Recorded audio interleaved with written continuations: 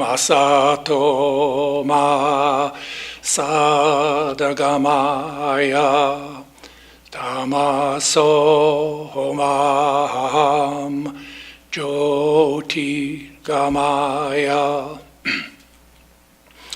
mriturmam amritam gamaya avir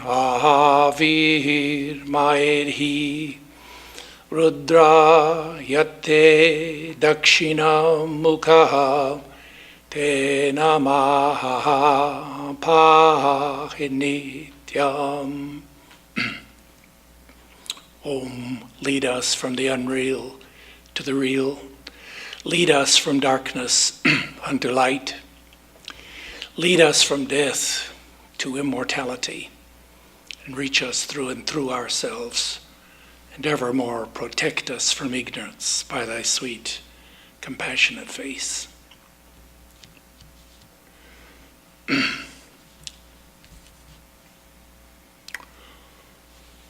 Well, I don't know what's wrong with my throat. I don't have a cold.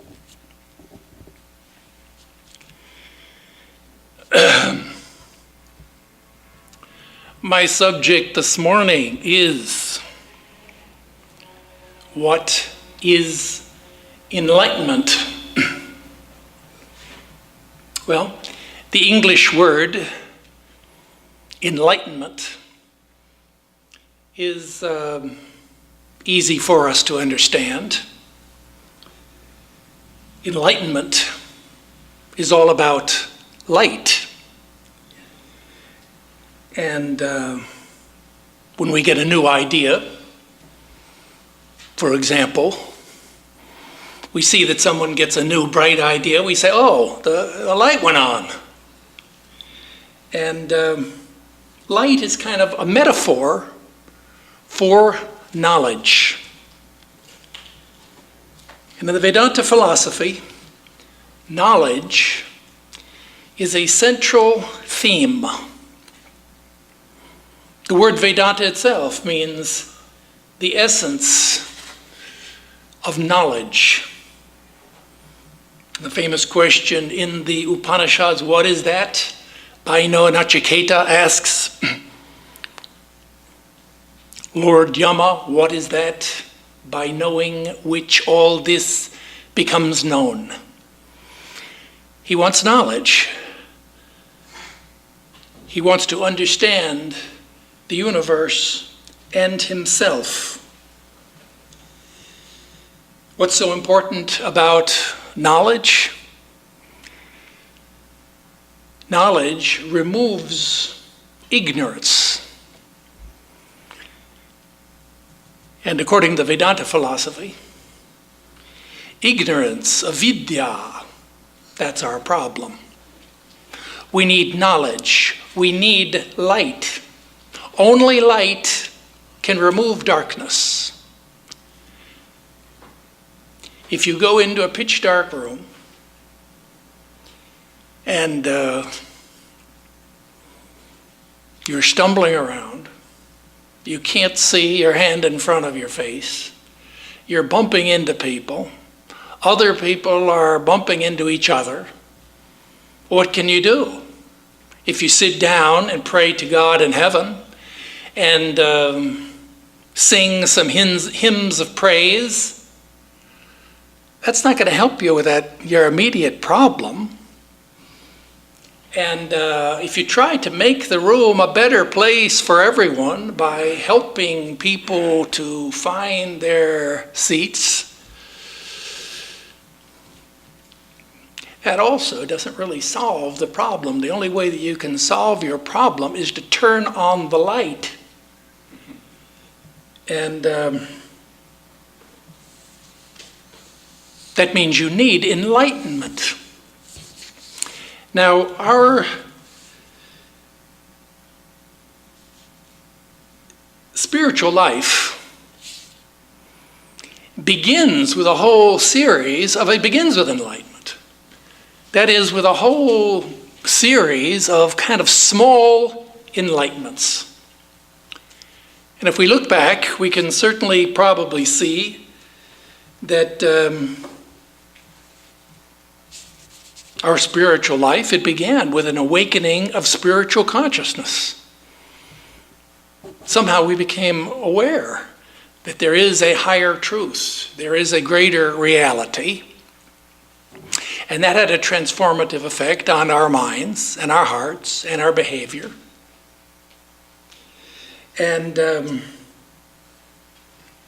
certainly when you discovered, after long search maybe, you discovered the Vedanta philosophy,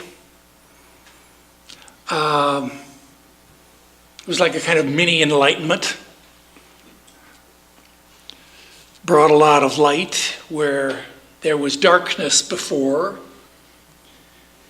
And in the course of spiritual life, many lights will go on. That is, we will have revelations. We will have epiphanies. We will have satoris. There are powers within us, talents maybe within us, which will come to light. And we may have bright visions of gods and goddesses. We may even discover that we live in a world of light, that is, of cosmic consciousness. But these are all small enlightenments. And our subject this morning is enlightenment with a capital E. By enlightenment in Vedanta, we mean realizing the Atman, realizing your true self. Enlightenment is all about gaining self-knowledge. Now let's look at that term, self-knowledge. We begin with the word self. And sometimes it is said that we have two selves, as it were. That we have a lower personal self, which we call the ego, and we have a higher transcendental self, which we could call the Atman. Sanskrit is called the Atman. The Atman is your true self, your natural being, your pure being, your pure consciousness. Your spiritual self is not physical. It is metaphysical. Your spiritual self is not personal. The person is just the megaphonic mask with which we relate to the outside world. In your true self, you are a transcendental, transpersonal being. The Atman is the spirit, is by definition metaphysical,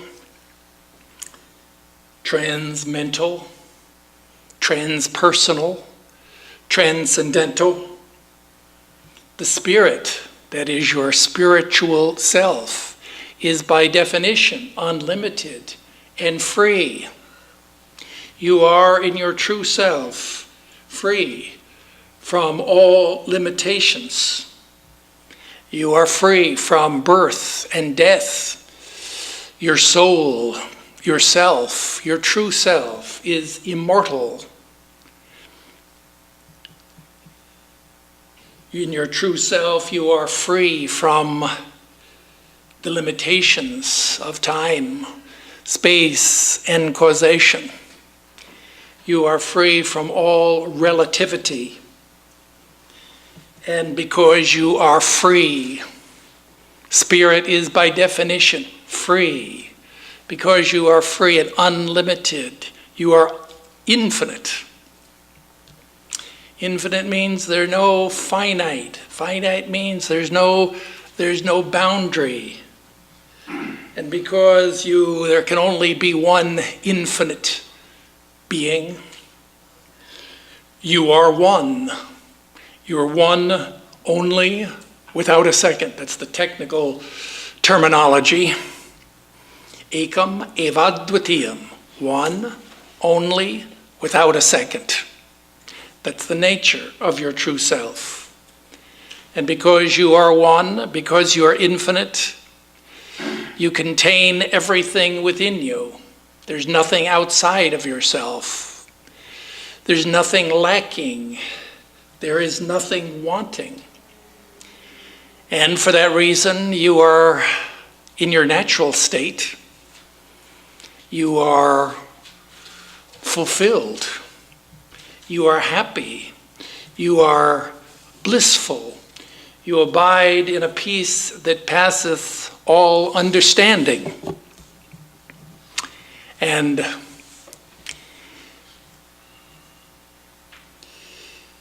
this spiritual self, this Atman, it's not something that you have to attain. It's not something that you have to become.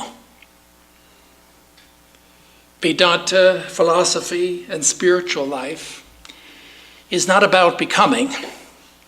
It's about being. And you are already a divine, immortal soul. You're already infinite. You're already perfect. And, well, you may say, well, it sounds good, but maybe we don't feel that way. That is, we have a natural, intuitive, affirmational response to that teaching, but we know in our heart of hearts we don't feel that way. We don't feel infinite. We feel very limited and finite. We don't feel immortal. We feel as if we are very mortal. We don't feel omnipotent and omniscient. We often feel powerless and limited in our knowledge. This is because we are alienated from our true self. We're suffering from a sort of a metaphysical amnesia. We've forgotten our Atman, our true spiritual self. And for that reason, not only have we forgotten ourselves, but we have falsely identified with the not-self. We've identified with our physical flesh and blood body that's born, grows old and dies. We're identified with our mind, with these waves of thoughts and feelings. We're identified with the role that we play in the melodrama of life. We're identified with our persona. All this is the not-self. And we have forgotten our true nature. Hence, and as a result, we suffer in life after life and are born again and again. The goal and purpose of spiritual life is to recall our true self, to regain our true nature, and to achieve true self-knowledge. Let me tell you a story about enlightenment. There were once 10 brothers who journeyed north on pilgrimage from South India on their way to the shrines of the north. And they finally, in the course of their journey, they came to the river Narmada. At that time, it was during the peak of the rainy season, and the river was in full spate. And as they looked down the river, no ferry boats were plying, and huge branches and trees were flowing down a swiftly flowing river. And they thought to themselves, how are we going to cross this wild, wide river? The eldest brother, he hit upon a plan. He said, well, we have to divide up. One by one, it's going to be every man for himself. We'll spread out along the river. Each person take their own belongings, wade into the river, and somehow fight your way across. And when you reach to the other side, we will assemble together at my call. And so saying, the brothers divided up, and they waded into the water. And one by one, they fought their way across the river.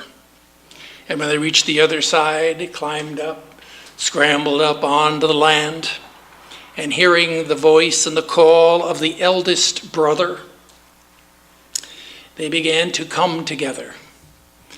And the eldest brother then began to count. He said, let's count here to make sure that we've all gotten safely across. And so he counted 1, 2, 3, 4, 5, 6, 7, 8, 9. What? Only 9? We were 10 in the beginning. And the brothers looked at one another and they thought, one of us has been lost and impacted by this tragedy, by this tragic loss. They fell into a state of deep depression. And they fell down on the ground. They began to weep. Now it so happened that a wise man was passing by that way. And he saw the brothers. And he saw kind of what had happened. And he came over to the brothers and he asked them, what is the problem here? And the eldest brother said, well, we were 10 in number. We crossed the raging river. And now one of us is lost. And the wise man looked around and he said,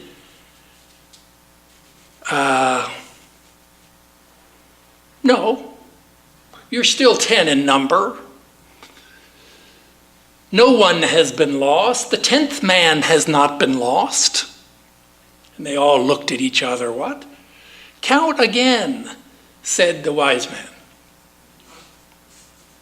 And so the eldest brother, he looked around, he began to count again. 1, 2, 3, 4, 5, 6, 7, 8, 9. And then the wise man came over, tapped him on the chest, and said, and thou art the 10th. And the 10th man, he looked down and he realized he'd forgotten to count himself. And all the other brothers looked one at the other. What? Yeah, of course he forgot to count himself. We're all here. Ah, what a relief it was. They all smiled. They all began to laugh at what a foolish mistake they had made. Well, this is the old Vedantic teaching story. The 10th man counts the other 9, but he forgets to count himself. This is called avidya, ignorance.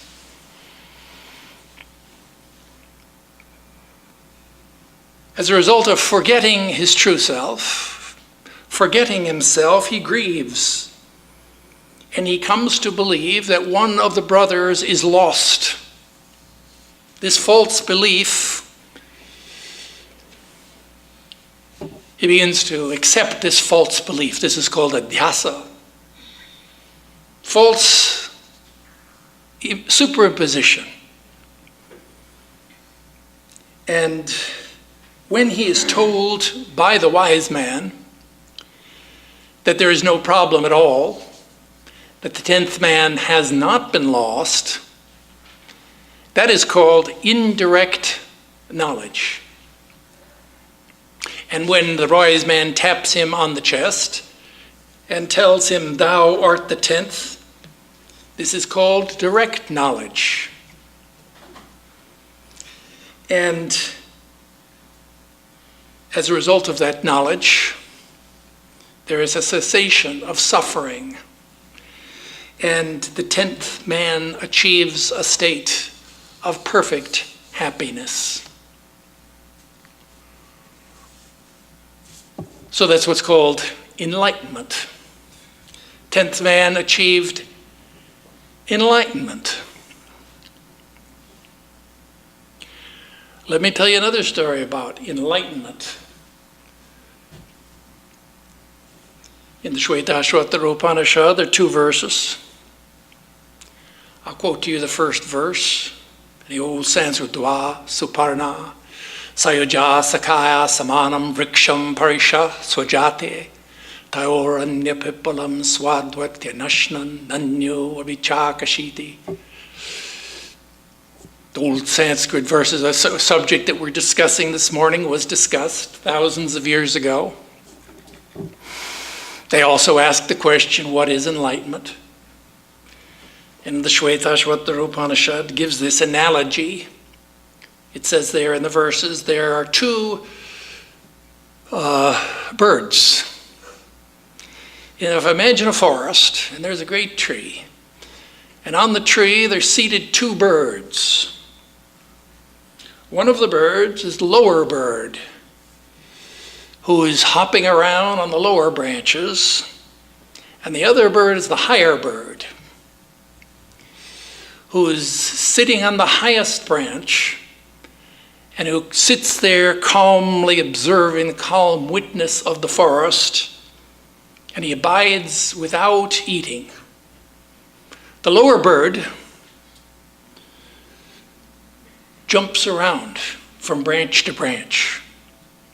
When he sees a particularly bright colored fruit, he pecks at that fruit. And maybe it's a sweet fruit. Maybe it's a bitter fruit. If it's a particularly bitter fruit, he feels disappointed. He stops for a moment and then looks up. And way up on the top of the tree there, he sees that calm, majestic bird seated there, calmly, without eating. The little lower bird looks up and he said, yes, what a wonderful to be in that higher state.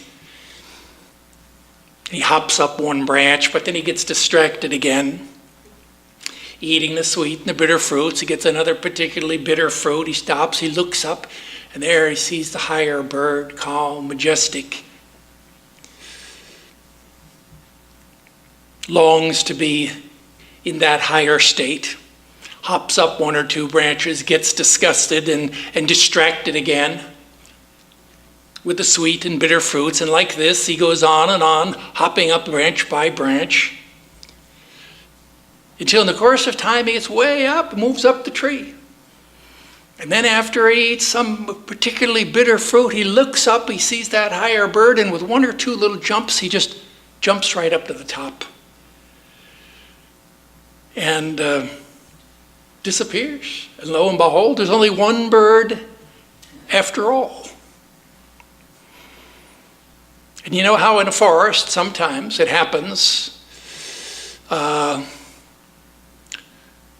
the great trees and the leaves and the wind maybe is blowing little by little, and the shadows of the sun are playing in the trees, and sometimes it creates illusions in the branches. It appears as if there were 2 birds. But really there was only 1 bird all along. And that 1 bird is the witness, consciousness. Lower bird symbolizes our lower self, that is the jiva, our ego self, identified with the body and the mind, enjoying the fruits of our karma. The higher bird symbolizes our true self, the Atman. It's a good teaching story because we can, it raises several questions. One interesting question that it can raise maybe from this, the 2 birds, we can ask ourselves the question, who gets enlightened? If there's only 1 bird, who is it that is in ignorance? Who is it that is eating the sweet and the bitter fruits? And well, the Vedantic answer to that is, of course, that the person who gets enlightened is the person who is asking that question. And he's the person who longs and looks up and who is experiencing the fruits of karma. That is yourself. Who gets enlightened? It's you yourself that gets enlightened. And we learn from the story that there really aren't two birds. It's not as if we have a self with a small s and a self with a capital S. There's really only one self. And well, the story also, as we look there, we can say sometimes in discussions of spiritual life, they ask the question about enlightenment. They have long debates over the question of sudden and gradual enlightenment. Is enlightenment sudden? Or does it happen slowly, little by little, gradually? And we can see from this story that really that debate is based on a kind of a misleading, false dichotomy of thinking, because it depends on how we look at it. That is, certainly in the story, the lower bird, gradually, little by little, moved up the tree. And so we could say it was a gradual process. On the other hand, his last jump there, when he became one, that kind of happened immediately and suddenly.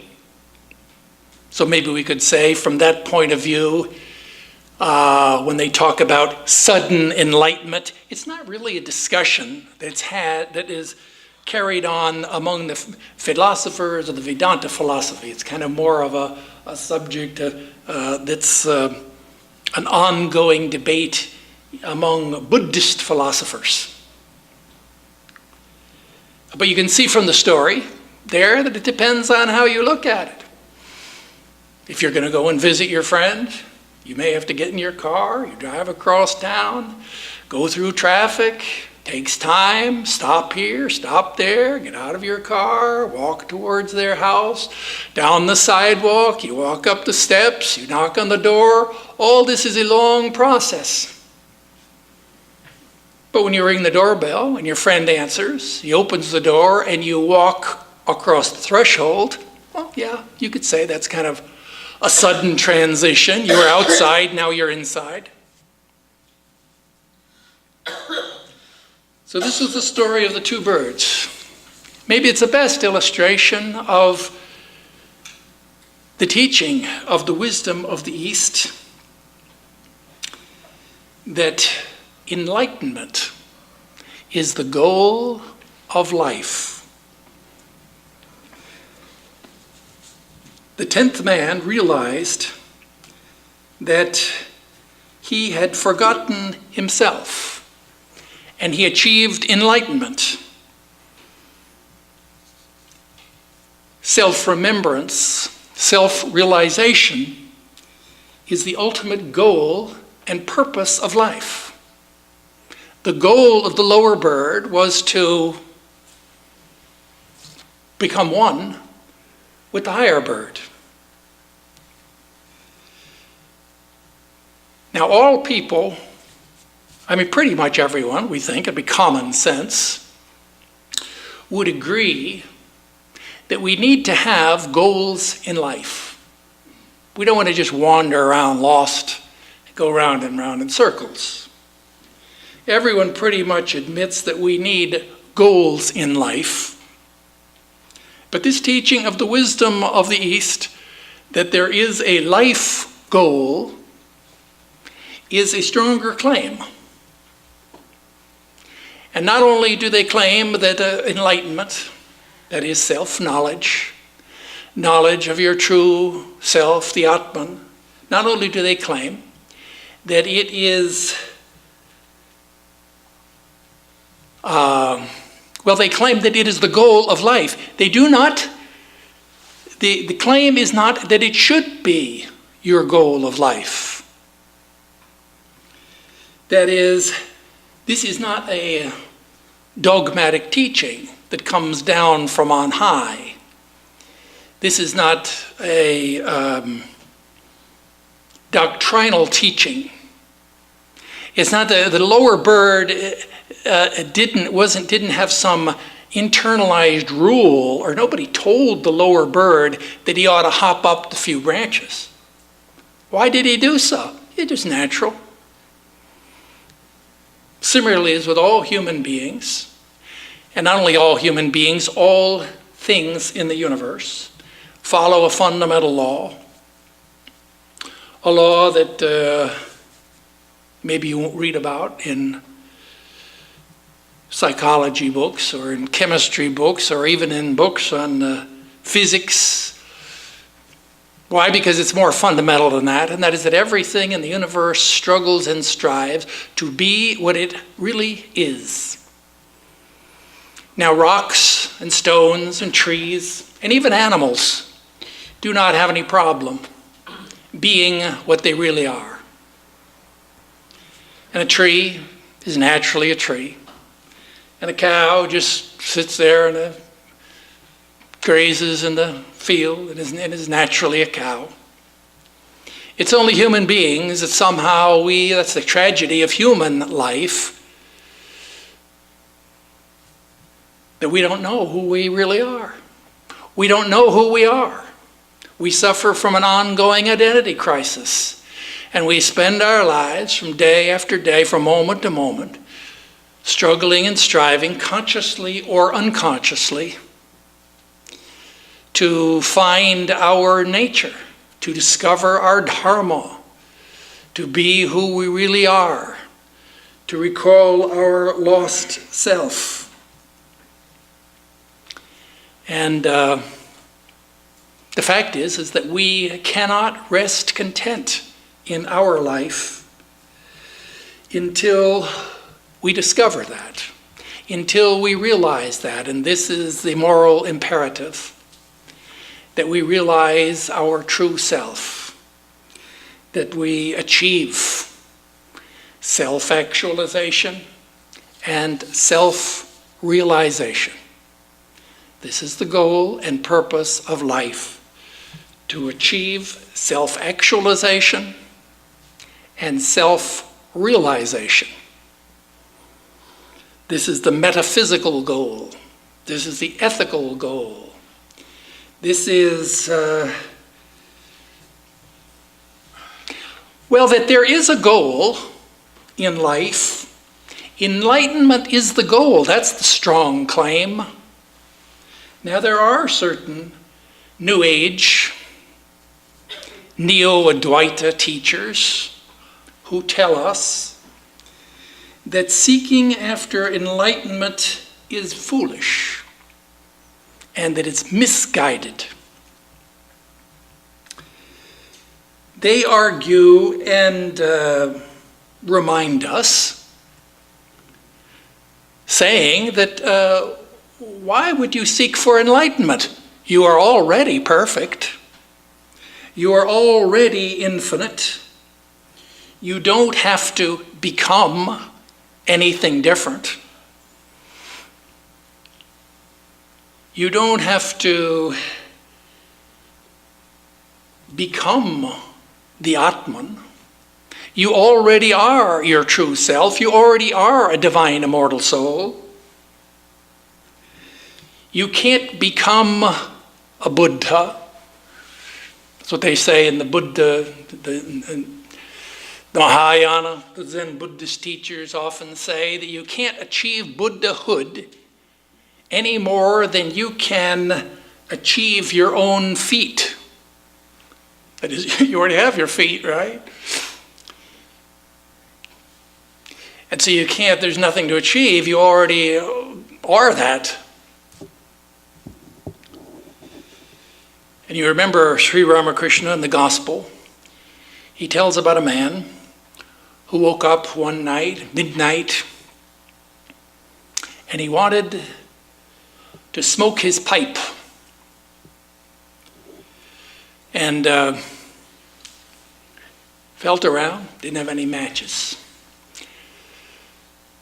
But he had to have a smoke. Took his pipe, got up out of bed, walked downstairs, pitch dark outside. But he left a small lantern, a little light was burning there in his window, the front of his house. He went over, he picked up that lantern, turned up the gas, got a brighter light, and then opened the door, walked out, down on the street, and he walked down the street to the next house. Knocked on the front door, knock, knock, now here it is midnight. He knocked, knocked, no answer. And so he left there, walked down, further down the street, to the next house. And he knocked and knocked the door. Finally a window opened upstairs. The window, the shutters open, and the man looked out. He said, "What? Who is that?" "It's your neighbor," he said. "So sorry to disturb you this late at night.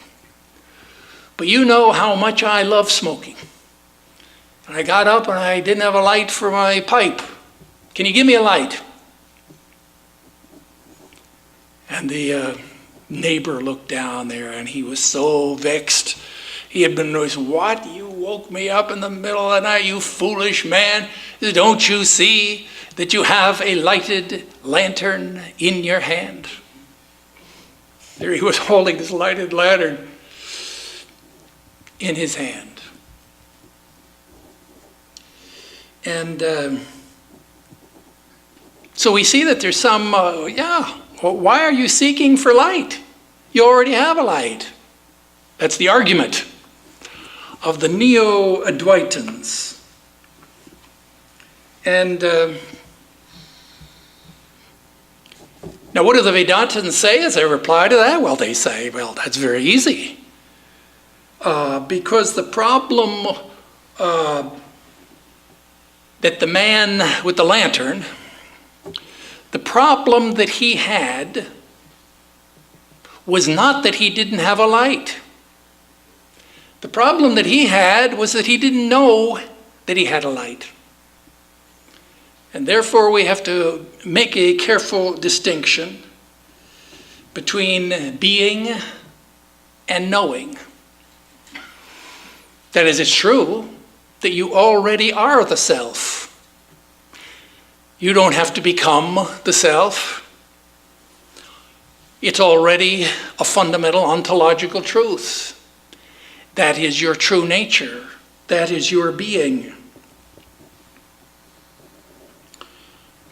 But we don't know it. We don't have to become the self, but we do have to become enlightened.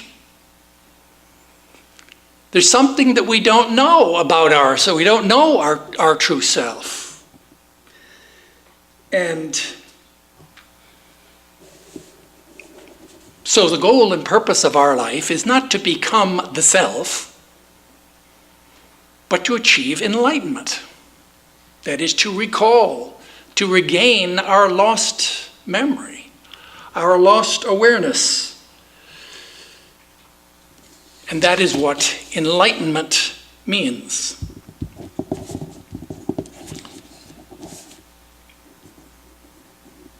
The goal and purpose of our life is to achieve self-knowledge.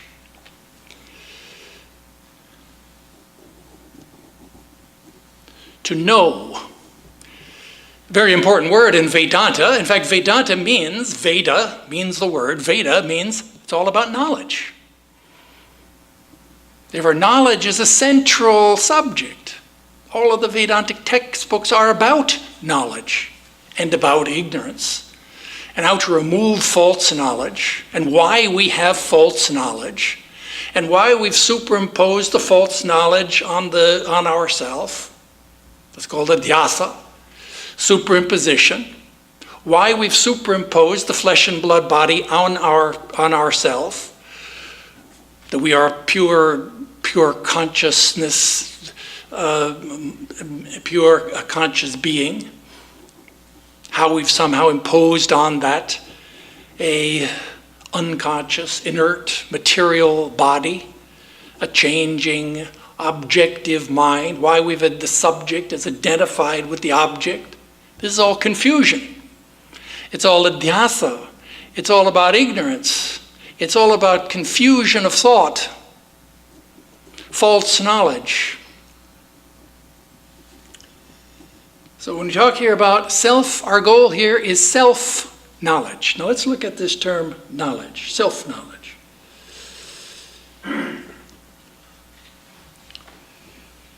The Greek philosopher Plato defined knowledge as justified true belief. And this is the definition that carries through the discussion of metaphysics and epistemology in Western philosophy.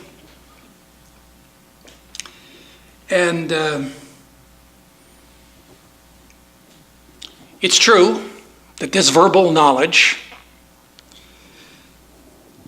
is absolutely necessary and precedes the superconscious experience. But in Christian, that is the Buddhists affirm what the Greek philosopher Plato said. We have to achieve right knowledge, that is, we have to achieve justified true beliefs in our mind and get rid of false beliefs that lie at the foundation of our psyche. You remember how it works: thought, feeling, speech, action. First thing is the foundation of your self-image, your self-consciousness, lie your belief system, that is your worldview. That belief system generates feelings. A feeling is an aura that develops around a thought. Those feelings and those thoughts prompt you to speak and prompt you to act. And therefore your behavior, your speech, and your thoughts and your feelings are all derived in our foundation and are derived from your belief system. If you have a false belief system, then you will suffer. Therefore, the goal here and the purpose of true philosophy is to achieve true beliefs. What the Buddhists call is one of the first steps. In fact, I think it is the first step in the Noble Eightfold Path. That's called Samyak Drishti. That's called right views. You got to have right ideas. Now, Christian theology, they go one step further than this. And they say, yes, it's important for us to have right views, right beliefs, but we have to mature beyond that for spiritual life. We have to go beyond belief to acquire faith. That means active trust in what we believe in. So it's not enough just to believe something. You have to have faith in it.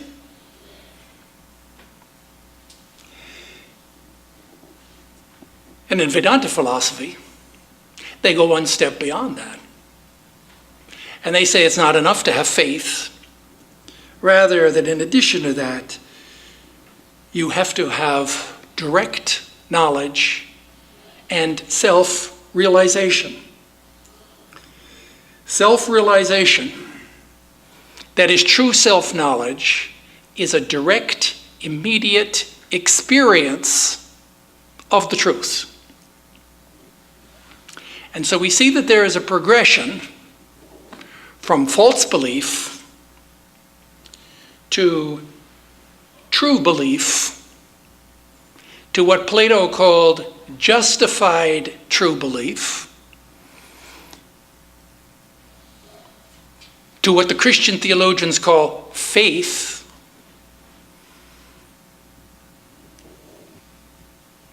to what we call true knowledge, and self-realization. It's a progression. It's a gradual progression. It's like the slow rising of the sun, the gradual dawning of light in our life. But as we look through that progression, we can see in the beginning and the end is radically different. Sri Ramakrishna talks about gives a good illustration of enlightenment. What is it like to be enlightened? And it seems that, well, it was early spring, and the mango trees were in full blossom, and the mangoes had grown and were ripe and ready to be harvested. It was harvest season.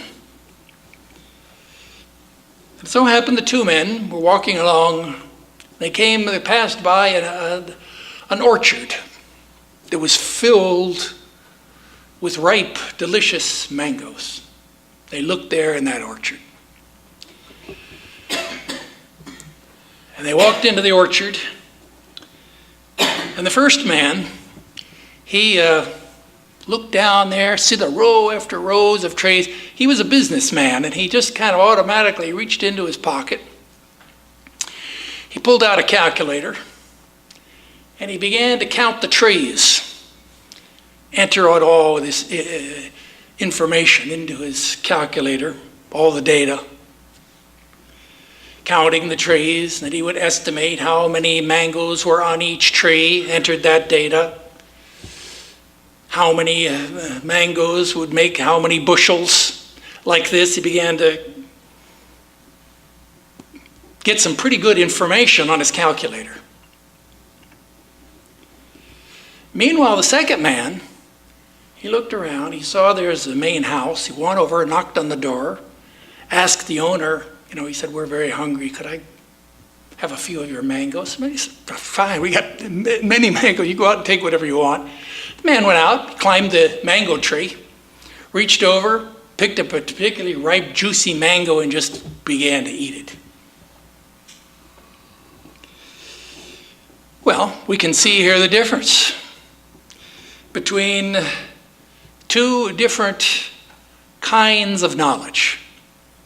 The first man, he had a lot of good information.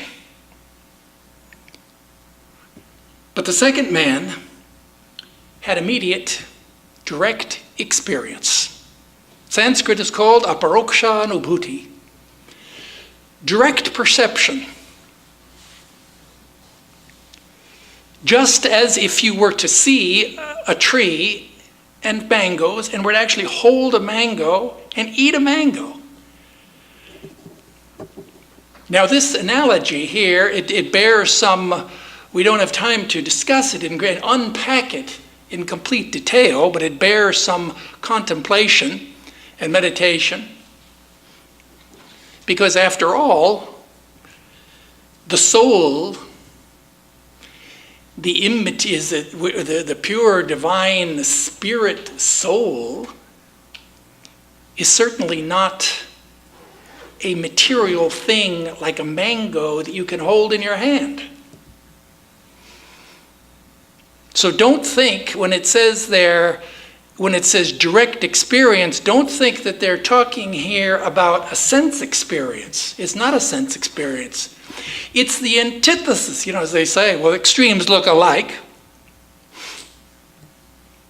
It's the exact antithesis of sense experience. And yet it's an analogy. And the point of the analogy is that true self-knowledge is a direct, immediate, intuitive, experiential knowledge that is not only in your head. It's not only in your head. That is, some has to be in your head. See, sometimes people say, well, you know yourself. I say, you are the Atman. Yeah, that's just intellectual knowledge. All knowledge is intellectual. Self-knowledge also is intellectual. That is, it is in the buddhi. When you realize the Atman, when you realize Brahman, the Brahmakara vritti, where is it? It's in the buddhi. That means it's in the intellect. So don't scoff at intellectual knowledge. That's justified true belief. All knowledge is in the intellect. But The teaching here is that it's not enough for it to be just in your head. That is, it has to be in your heart. And it has to manifest itself in your behavior. That's what's called, sometimes in American English, we make a distinction between the words knowledge and realization.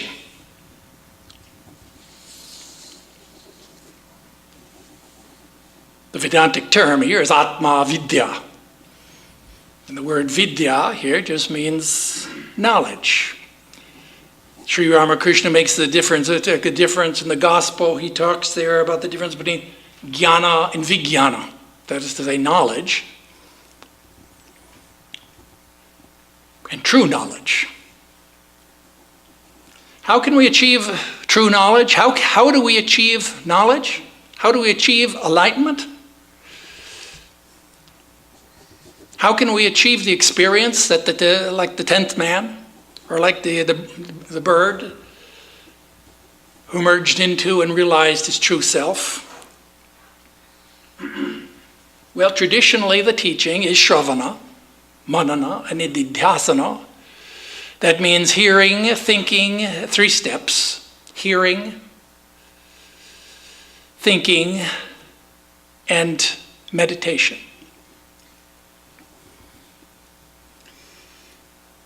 First, you have to hear about the truth. You have to learn about the truth.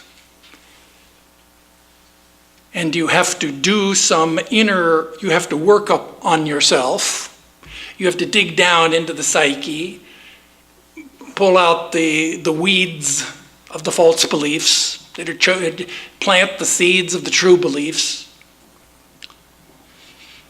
And you have to replace false beliefs with true beliefs. That's called Shravana. Hearing the truth. They call it hearing because in ancient times, that's the only way that you could learn these things. It's not as if you would go to, you turn on your computer, learn about these things.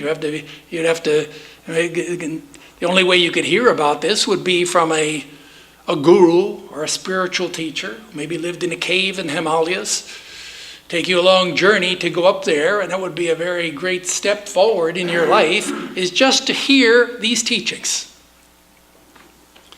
But having heard the teaching, what is the teaching? The teaching, by here, the teaching, they mean the Vedanta philosophy.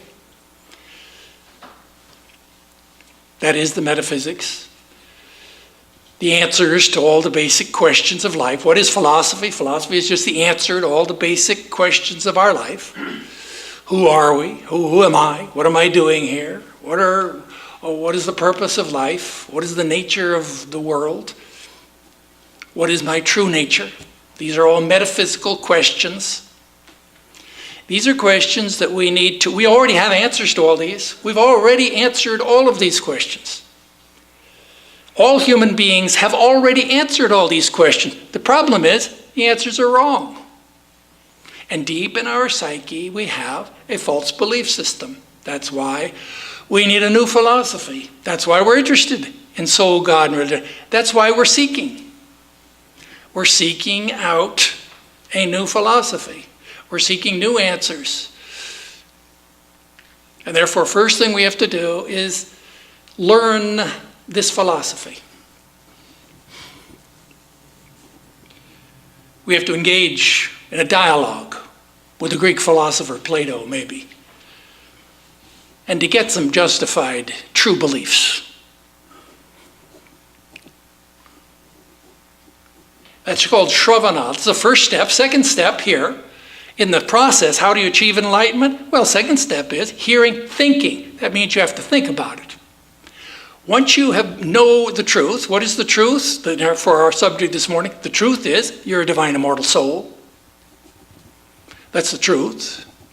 That's the highest teaching, the essential teaching of the Vedanta philosophy.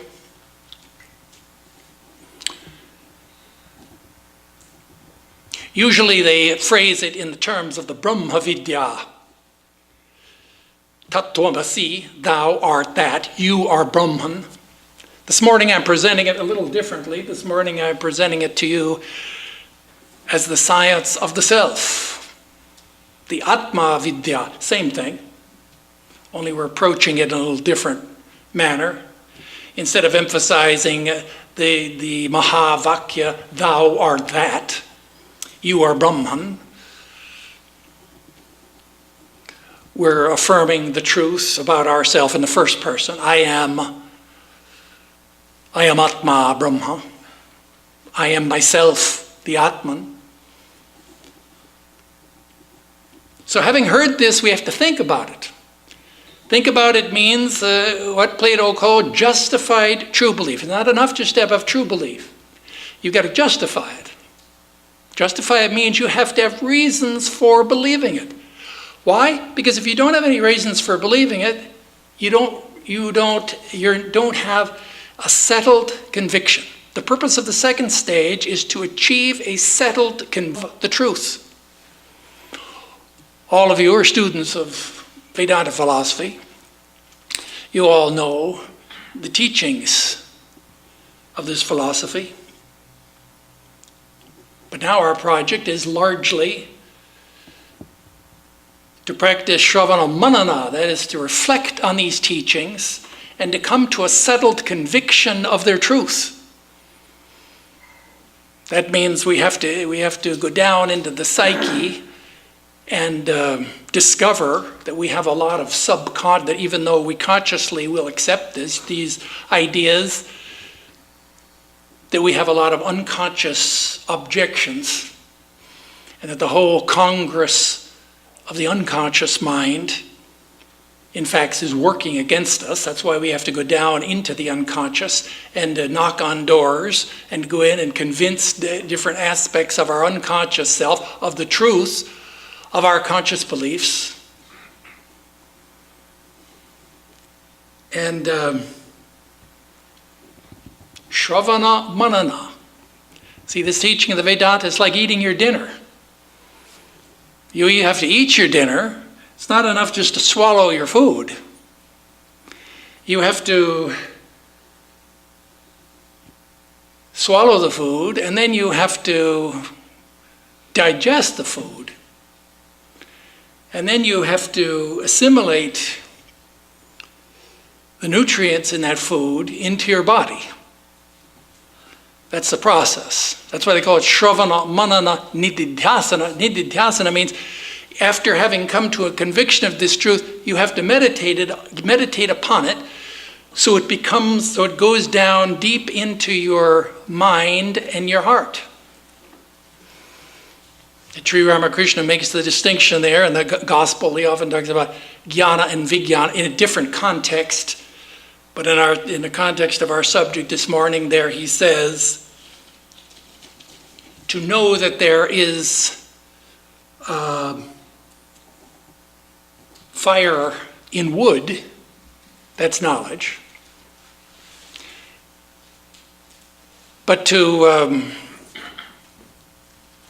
gather wood and make a fire, and to heat water, to take a pot and put water into a pot and put rice in the pot and cook rice over the fire, and then eat the rice and get nourished as a result of eating it, that's vijnana. So there's a whole progression here of understanding. In fact, this Vedanta, the practice here, it's all about, really it's about the Christian virtue of integrity. Integrity just means is that you have to, in Sanskrit it's called, when you call a Mahatma, what do they call a Mahatma? A man of an enlightened man is called a Mahatma.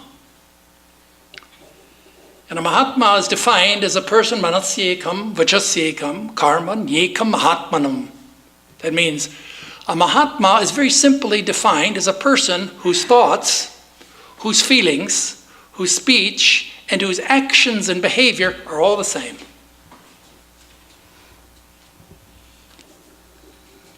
And they're all in alignment with true knowledge, with true beliefs about himself and about the world. So, what's enlightenment? That's it. How do we achieve? The question is, how do we achieve enlightenment? Well, it's very simple. Follow those 3 steps as you're instructed. This is the question which was asked in the Brihad Aranyaka Upanishad by the Maitreyi, that is the wife of Yajnavalkya. In the forest, she asked her husband, said, what is the way? How do I achieve enlightenment? And he told her, Shravana, Manana, Nididhyasitavyo Maitreyi, that is practice. You have to hear about it, think about it, and meditate about it. About what? About the truths of philosophy.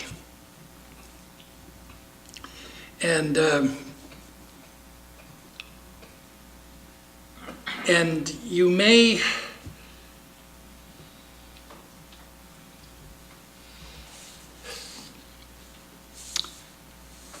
that is this the 10th man, he achieved, that is, you may ask the question and say, well, what about the 10th man? The 10th man didn't meditate. He didn't stop when the wise man came along and said, thou art the 10th. He didn't stop to think about it. He didn't stop to meditate on it. He just suddenly, bam, he just realized, oh yeah, oh wow, I'm the self.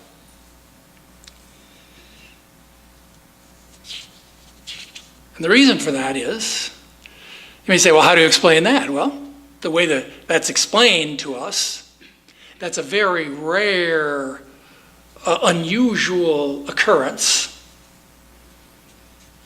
but it can happen. Such a person is called, and Sri Ramakrishna calls such a person Hatatsiddha. That means a person who just kind of suddenly becomes enlightened. But the explanation for that in the yoga psychology is very simple. That doesn't, and that is that the 10th man here is an adhikari. That is, adhikari means he is already a fit disciple. And we've discussed this in other occasions, how important it is for us to be a fit disciple. In ancient times, it used to be a long course of practice. You had a whole list of things which you have to do, of sadhanas that you have to undergo in order to qualify to hear this teaching. Now that's all swept away. That tradition is all swept away, and anybody can hear this teaching, no big deal. The problem is that the doctrine of Adhikaravada is still in full sway. That means you can hear it all you want, but you won't understand it. The only way that you can understand it is you have to become an adhikari. That means you have to become a fit disciple. That means you have to do sadhana. You have to do spiritual practice. The 10th man in the story, it was a presupposition that he was a fit disciple, that he was a person who had undergone long training and self-discipline, that his mind was fertile and fit for sowing seeds. And so, as a result of which, when he was told the truth, he realized the truth. That the verbal knowledge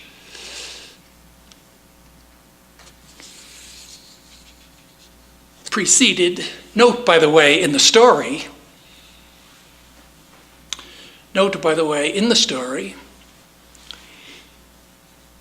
that the wise man did not just tap him on the chest.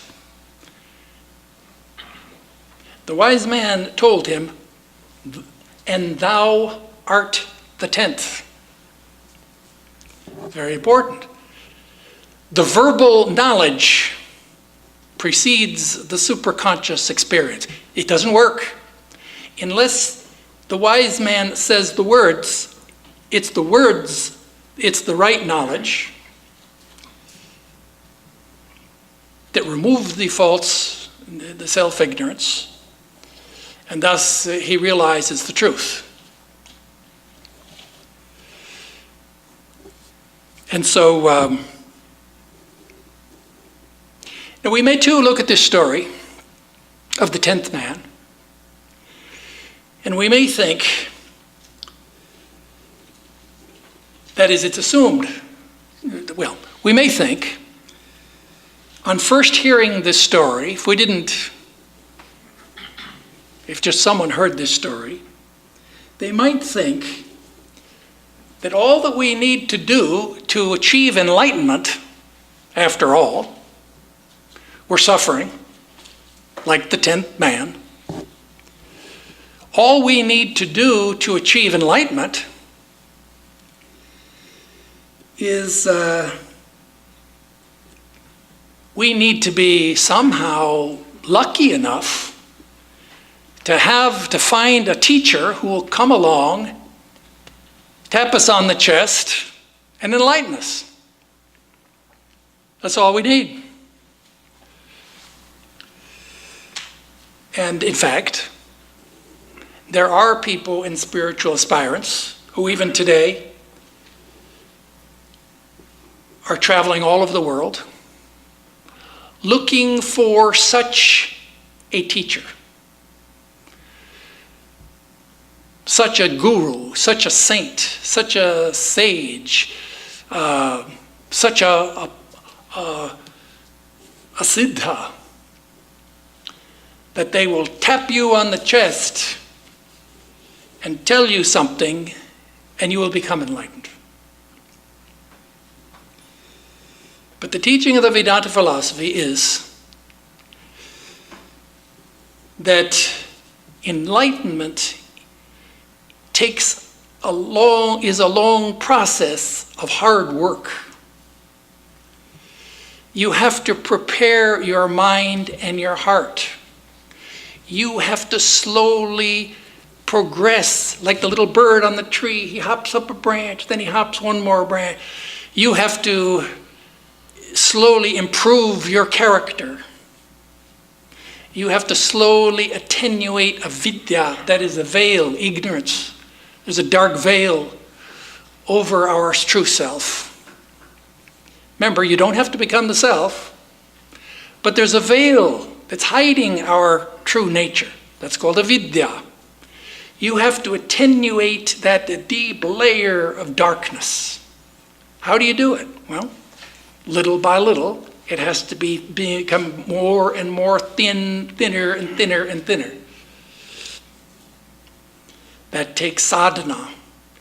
That is spiritual practice. You have to build character. Character is spirituality.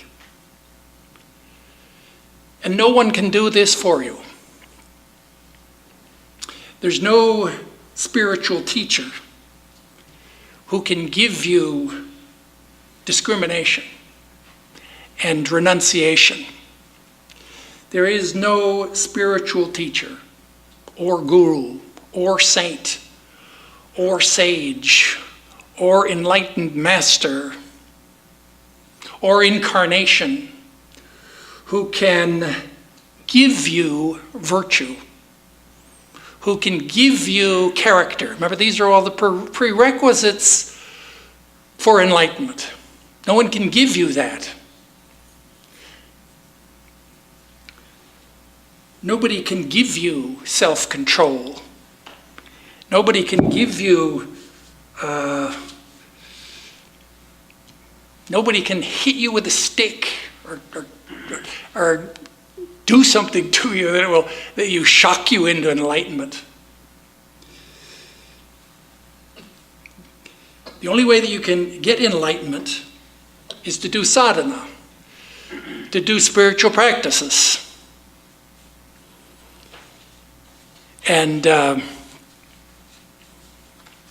a result of which, you will move forward. The avidya will become less and less, And it's a goal. Enlightenment is a goal. It's a very high ideal for which we are striving.